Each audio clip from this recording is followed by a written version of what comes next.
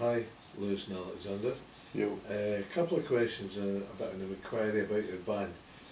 Where did the band name come from? Well, That was my decision. It was after our first practice session. Lewis asked me what we should call the band. So basically, I said the first thing that leapt into my mind, which was Box Social.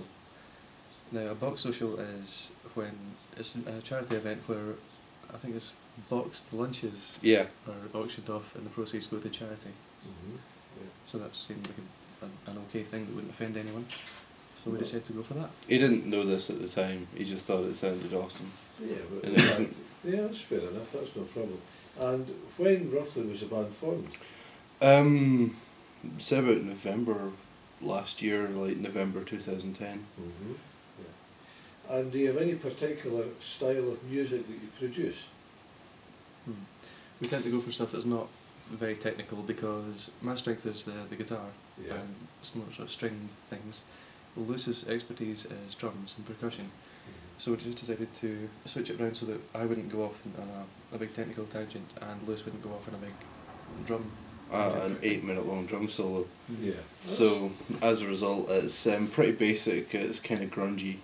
Right. Um, Is there any particular genre of music has influenced you?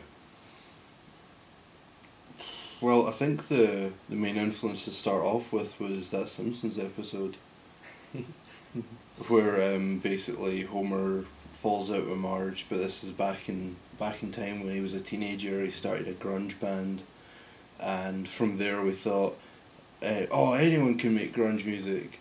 So we went through to the room and just started jamming out, and Right. that's what happened basically. Mm-hmm. That's good. So it's a fairly eclectic mix. Yeah. Excellent. Now, what kind of albums have you released so far, if anything? Well, we've released or we're in the process of releasing our 5-track EP called Do Not Take Over. Right. And that's just you two. Is there Yeah. anybody else involved in it at all? no. Well, there's Amanda, my girlfriend, who did the artwork. Right. But other than that, it's pretty much just us. And is it a one-shot deal recording? You don't over dub or whatever. You just tape as is. We don't bother with overdubs. Right. Now, I notice the equipment you use to record is quite basic.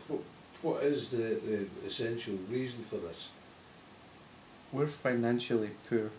Right. Yes. Well, we're both students, so yeah, financial constraints. Right. Would you like to outline exactly what equipment you do use? Well, microphone-wise, we use an SM58 to record. 57. 57, thank you. Same thing, kinda. To record the guitar and stringed things, and we use a Sony mic that Lewis A bought. Sony FS200 that I got off eBay for £5. And that's for the percussion side, is it? Yeah. What about vocals? Are there any vocals in yours? So far, we haven't Right. put any vocals in any of our songs, but we might try it. Is there a reason that you use such basic equipment, apart from the fact that you are students? Really, I thought it would be quite interesting to record to tape, because we never really explored that when we were at college. Right. So as a result, we use a Tascam 424, which is an old 4-track tape So machine. essentially you're creating garage music, the same as there are garage models for people who build models. Pretty much, yeah. Right. Very basic, Yeah, and that's obviously what influences the style of music. yeah. And we record in the garage as well, which kind of Which- helps with the whole Yeah. DIY thing, Yeah. because we don't have to pay for And I take studios or I take it your practice. folks are okay with you using their garage. Um, Can they get the car in there?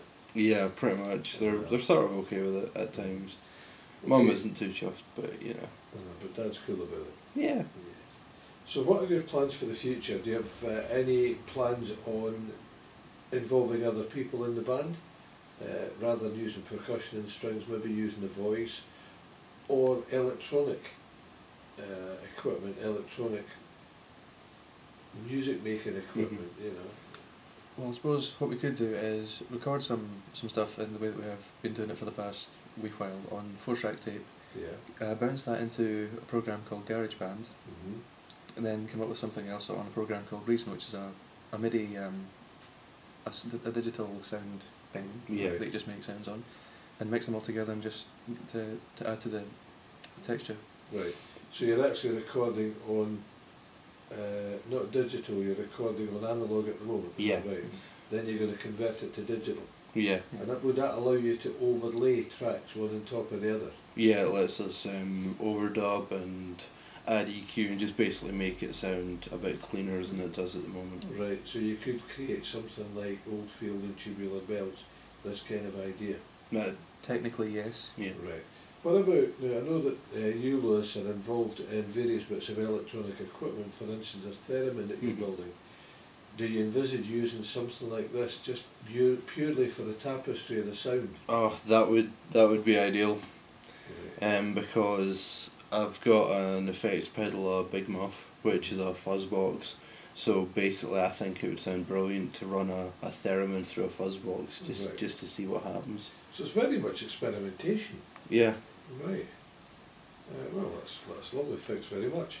And your album that you've produced at the moment is called Do Not Tape Over. Do Not Tape Over, and it's available from... From our MySpace, which From- is myspace.com/ or Box Social Band. Right, and it costs how much?